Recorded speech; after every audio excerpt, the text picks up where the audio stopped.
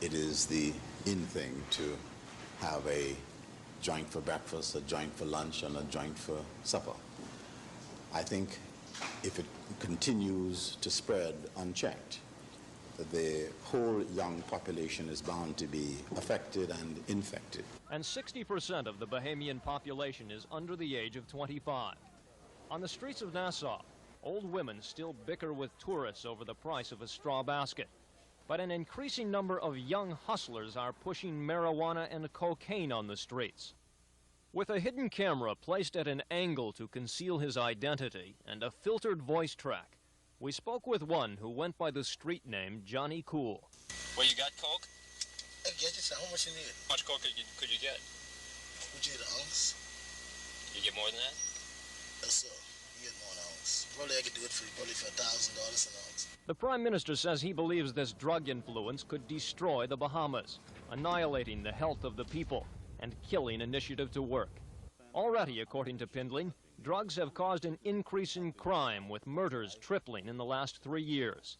Pindling blames the drug problem on the United States. Because they dump this junk and dump this rubbish in my country, they're polluting my country, and they have to clear up the pollution. The Bahamas is the major transit area for drugs moving from Latin America into the U.S. The Drug Enforcement Agency estimates 55% of all drugs that reach South Florida come through the Bahama Link. And more of those drugs are stopping off and being used in the Bahamas. Says Pindling, the drug operation is financed by Americans. The drugs are destined for America. They are protected mainly by American gangsters who sometimes have in their company Cuban Americans. So Pindling explains, if the U.S. government would give him at least $25 million in equipment to fight the drug runners, the Bahamian government could eliminate the drug traffic in 6 to 12 months. But with or without American aid, can the Bahamian government realistically stop the domineering drug trade? Here in Nassau, smugglers frequently land planes full of marijuana on the runways of Nassau International Airport, right under the nose of the nation's seat of government and police force. To add insult to injury, trucks drive through a cut chain-linked fence surrounding the airport, back up to the planes, and drive off with drugs. Some might say it is doubtful the Bahamian government can control drug traffic throughout the entire Bahamas. If now, they can't stop it in their own backyard.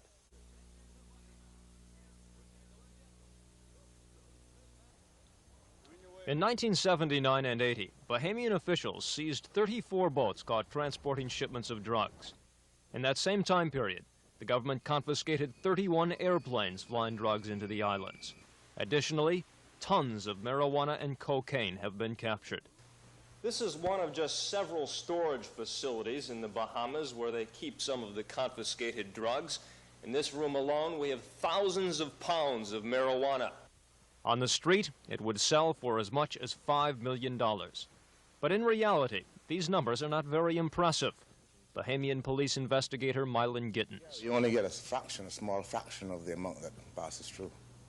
The Bahamian police force has only 1,200 men. A 200-man defense force is equipped with only 7 boats to patrol a landmass spread over 100,000 square miles of sea, an area equal to half the state of Texas. In the words of the Prime Minister, our forces are overburdened and drug traffic is wide open. In short, the Bahamas is a drug smuggler's paradise. There are literally hundreds of islands in the Bahamas like this one in the distance, ready-made for drug smugglers and armed bandits with sophisticated weapons ready to kill to protect their drug supplies. These are some of the weapons taken from smugglers by Bahamian authorities: high-powered automatic pistols and revolvers, shotguns, automatic rifles, and submachine guns.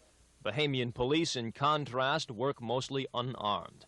And trying to catch a smuggler, according to investigators, is mind-boggling. The Bahamian government over the years has built about 50 airstrips in the islands to facilitate tourism. But today those same strips are conveniently being used by drug smugglers who fly in from Latin America, unload marijuana or cocaine, and fly off again undetected. The goods can immediately be loaded onto fast boats that easily hide among the 2,000 keys and maze of waterways that finger through the islands before making a dash to the shores of South Florida.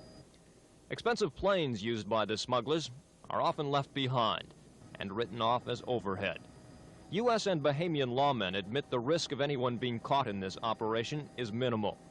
In the Bahamas, even those who are apprehended often serve little or no time in jail.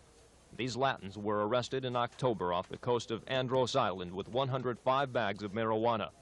Several days later, they were free on bail, $50,000 each, and may never return for their trial date.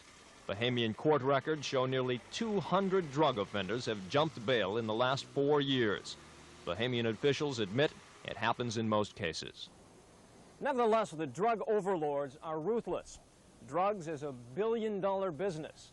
And in the words of one man who had a close scrape with the bad guys, anyone who gets in the way gets killed.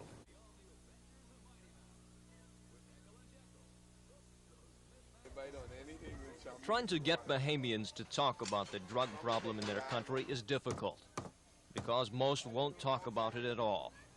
Said one reluctant Bahamian, "You can't afford not to be scared." The Prime Minister estimates in the last 3 years more than 20 people have been killed in drug-related incidents. 48-year-old Hugh Hollingsworth would talk about it. A fishing boat captain and lifelong resident of the Bahamas, Hollingsworth says today you have to be very careful. Because when it comes down to drug dealing, I could have been in all kind of deals. Yeah. But I know when anything get hard like that, somebody gonna get killed.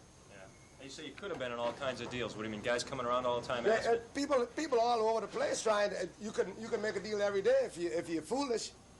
If you're a fool, you can make a deal every day, and then you may end up in nothing as well as end up being dead. This man, who chose not to be identified for obvious reasons, used to fly surveillance flights for the Bahamian Police Department. He talks of the danger of getting shot at while flying low over certain boats and keys where marijuana was spotted, and the fear of having his life threatened when crossing the drug machine. I went to court on one particular case, and in that particular one I was threatened, and also my family was threatened. I figure that's enough. How you say threatened? Does it mean somebody threatened to kill you? Somebody did threaten to kill us, yes. If you continued to fly flights or what? Well, not in that particular sense, but if I went to court and identified the man. Was involved in a drug case? Yes, he was. That they would kill you? Yes. The people in Nassau used to leave their windows open at night to let in the breeze. Says one old lady, now we lock up. Another says, if you go out late at nighttime, make it short. And there is even more fear among those who travel the Bahamian waters. Stories about big black boats and killing.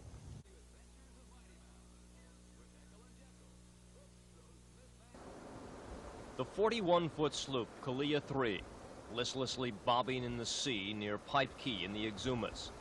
A bloated body hanging over the side of a dinghy off the stern.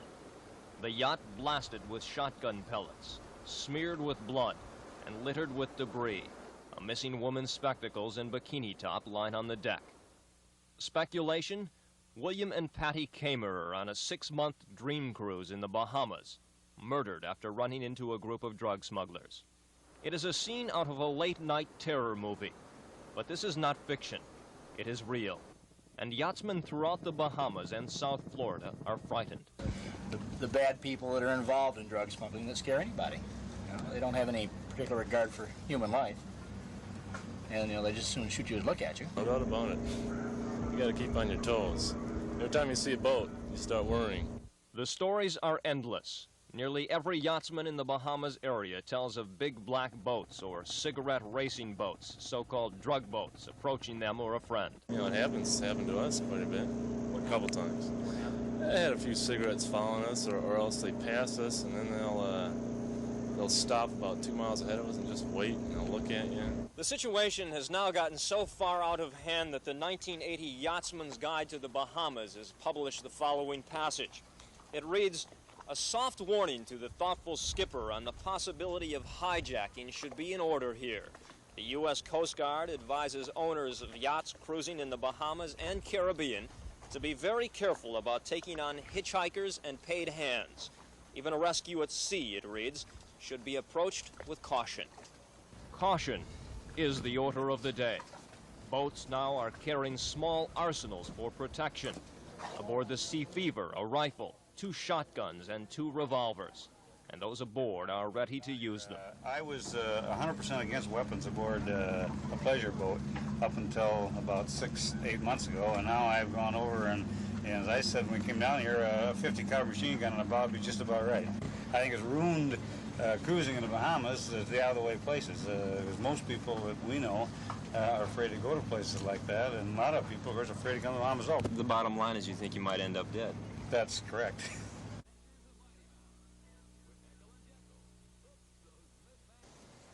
This is an old police compound in Nassau where millions of dollars worth of confiscated marijuana are stored. We learned that on at least one occasion, drugs were actually stolen from the compound. It was a policeman involved. What then happened to him? Well, he would be tried, he would be convicted, and he would be dismissed. And did that in fact happen? I would think so. I don't remember the details in front, but there is no other way for it to happen.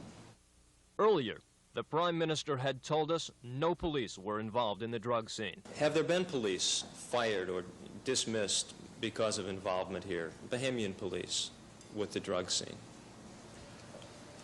I can't say that. I don't know that as a fact. But the Royal Bahamas Police Force, steeped in British tradition, is a very proud outfit. And Bahamian authorities are sensitive about police involvement in drug matters. Ultimately, officials reported in 1979 and 80, 2 policemen were jailed and 4 fired because of drug-related activities. However, high-level U.S. government narcotics sources tell us there is a lot of corruption in the ranks of Bahamas police. A Bahamian who works closely with police in drug investigations says he believes at least 40% are on the take.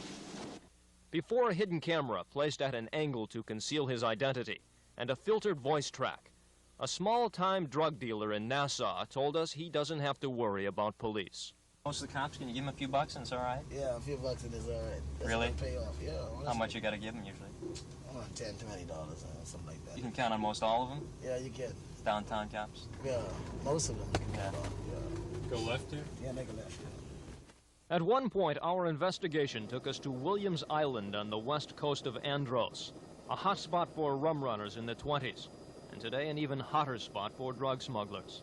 There have been continued reports of people being shot at from the island or harassed by a group of armed men. You are looking at a tape of what we encountered when landing several weeks ago in a helicopter.